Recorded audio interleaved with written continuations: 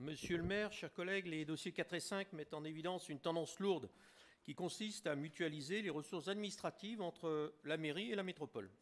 Si nous souscrivons bien entendu à la recherche d'une optimisation des moyens mis au service de nos concitoyens et concitoyennes, nous nous posons la question de savoir quel sera le contrôle que pourra exercer ou non notre conseil sur ces nouvelles entités. Si dans les dossiers suivants, 6 et 7, il est précisé que la CAO compétente restera celle de la coordonnatrice des marchés, à savoir celle de la mairie, pour les deux services concernés, c'est la métropole qui sera compétente.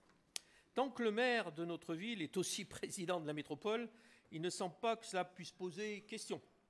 Mais qu'en sera-t-il s'il advenait que cela puisse ne plus être le cas? Il apparaît en effet souhaitable que notre collectivité garde un droit de regard sur le fonctionnement de services régaliens, comme celui des ressources humaines ou, comme c'est le cas ici, celui de l'habitat et de la cohésion sociale. Il est prévu dans le texte des conventions que l'on puisse rechercher un accord amiable en cas de litige. Et c'est vrai que tant que le texte est signé par la même personne, cela risque de bien se passer. Mais nous aurions aimé que la convention, qui prévoit un délai de 6 mois et une recherche d'entente, puisse être plus précise pour ne pas perdre, je dirais, la main sur des choses essentielles pour la mairie. Je vous remercie.